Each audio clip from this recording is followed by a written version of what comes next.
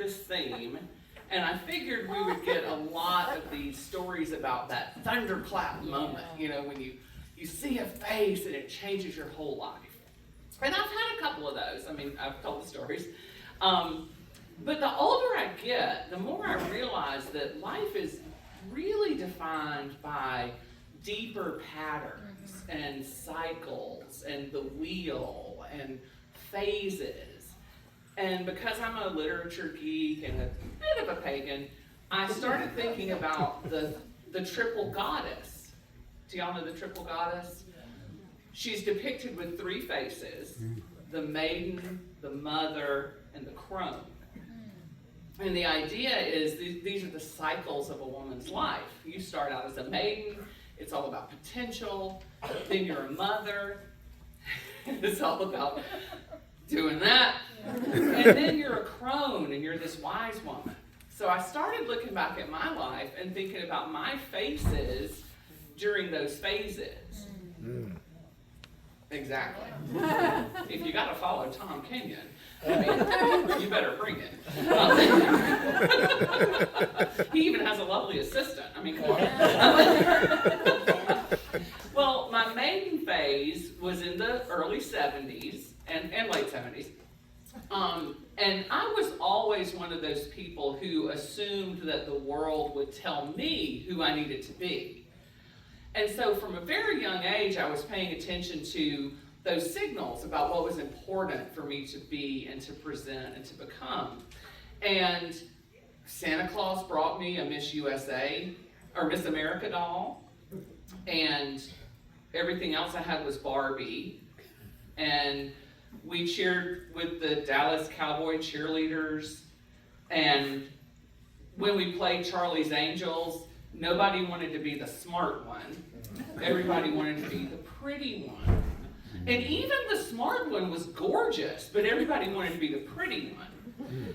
So I realized pretty was what I was supposed to be. And one night, I was about 6 or 7, and we were sitting around after dinner, and my mother was in her black rocking chair, and I climbed up on her knee, and we were probably watching Charlie's Angels. And I said, "Mama, am I pretty?" And she was sitting behind me, so I don't know what her face looked like, but I will never forget her saying, "You have a great head of hair." Oh, come on, that's funny. Because my little maiden self was like, I guess I need to lean into being the smart one. So I kept chasing pretty, that it was this thing that was out there and I needed to be. And my grandmother Eunice, or Grandmama Eunice, was a noted beauty in her day. And I spent summer days with her. And at Grandma Eunice's house, she had all the good stuff, like costume jewelry and Mary Kay makeup, and she had this gigantic hall tree that had a little bench and 5 beveled mirrors. And I would sit on the little bench and I would study my face in these mirrors, and I would try to find pretty.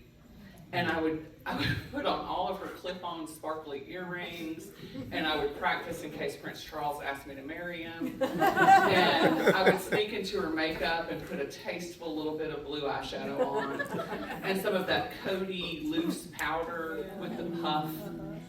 And some summer days I would walk down to the ditch by the highway, and I would pick Queen Anne's lace, and I would weave it through my great head of hair. And I would try to be pretty. And I spent most of my baby phase trying to be pretty. You are pretty. Thank you. She was not a paid plant at all. Well, it took me a long time to find my mother phase. And that broke my heart. Because I had my wife phase, and then I had my ex-wife phase, and then I had my all right, let's do this again phase, and then I had my widow phase, and I was 36, and I was looking around thinking, I haven't been able to get pretty, and I haven't been able to get mother. And like, what am I doing wrong? But eventually, at 38, I entered my mother phase. And it was a big deal, which kind of explains why in the delivery room, we had me and baby daddy, but we also had my mom and her mom and my dad and my friend Karen and her daughter Andrea. It was a whole big old thing. I'm a little bit of an extrovert. And I was giving birth at the hospital where I work, so everybody who came in, it was like, "Hey, girl! What you doing?" So we're having this jamboree, and finally my daughter decides to enter this world. And her cord was around her neck. And her APGAR score was a 3, which is not good. And all of a sudden, it went from this jubilant event to they whisked her away and they threw her in the bassinet, and the NICU team just descended on her, and everybody's focused on the baby that I can't see because there's this scrum of people around her. And everyone had surged towards the baby except for my dad.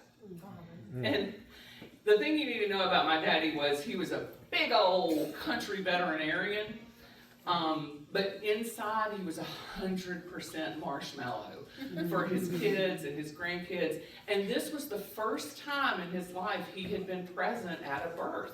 Well, a human birth. Like as.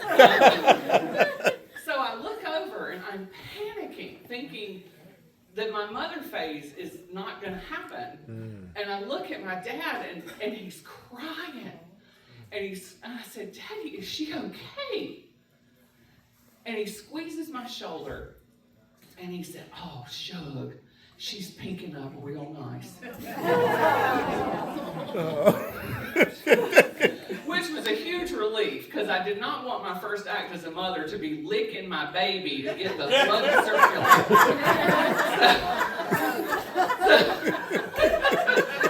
So within a couple of minutes, she was doing great. And they brought her over, and I was holding my first child in my arms. And like Fatma said, it was not something strange or scary or unfamiliar. It was this weird, comforting, ancient simplicity. Like, I looked into her face, and the first thing I said was not, "You have a great head of hair." Even though she did. And she was so pretty. But I looked at her, and I said, "I have waited my whole life to meet you." And it was just, that was it. And I was in my mother phase. And that child is coming home next weekend after her first year of college. And she's got a little brother, and they squabble all the time. And my mother phase was the richest part of my life. And I tell my kids that. I'm saying, I have a really good life, and you're the best part of it. But I'm 58 years old, and they're moving into their own lives. And my great head of hair is silver. I mean, it is good. But I'm on the brink of being a crone. Which, bring it. I mean, that's great. But the gift of being a crone is wisdom. And I can finally see who I am and who I'm becoming. But the cost of being a crone is losing all the people who have guided you through this life. And even though my dad's been gone for 10 years, just a couple of weeks ago, I had to go down and clean out the house so it could be sold. And one of the things I brought home with me was a big blue plastic tub of all of his memories that he had treasured and kept in his closet. And I felt like it was as big a treasure as going into Grandma Eunice's jewelry box, because it was all these things that I had forgotten about myself that he had been able to see in me. And I opened up that box and I found a picture of 3-year-old me. And I was so pretty. I had the prettiest curls. And I found a letter I had written to my great-grandmother when she was in the hospital to tell her that her puppy, whose name was Puppy, was doing fine. And I found a picture of all of us on Grandma Eunice's front porch, and I was leaning up against my daddy, and he was smiling at me like the sun rose and set.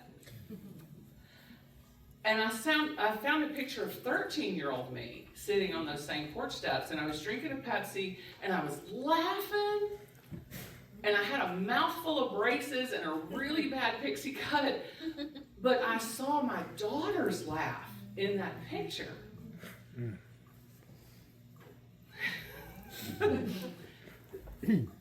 He had a newspaper clipping from the school beauty pageant. I got first runner-up. But he also had a newspaper clipping from when I won Star Student. And all of these things, it felt like a broken picture of myself coming back together. And the other gift my dad gave me is he took that hall tree and he stripped it down and he refinished it and he refurbished it, and it lives in my house now. And there are days when I squat down like I'm 7 years old and I try to look at myself in that mirror at the same angle. But every day I look in that mirror at my face and I see my great-grandmother and my grandmother and my dad and my daughter. And I love this face. Yes. And it reminded me of a Raymond Carver poem that I fell in love with 30 years ago when I wasn't old enough to understand it, but now I am. And if you don't know Raymond Carver, he died of brain cancer. So he knew it was coming. But he died of brain cancer 10 years after he should have died of alcoholism. So he had a 10-year period where he knew it was gravy, like it was gravy. And as he was dying, he was writing furiously. And the legend has it that this poem was found scribbled on a piece of paper in his bathrobe pocket after he died. And his wife called it Late Fragment. And it goes like this.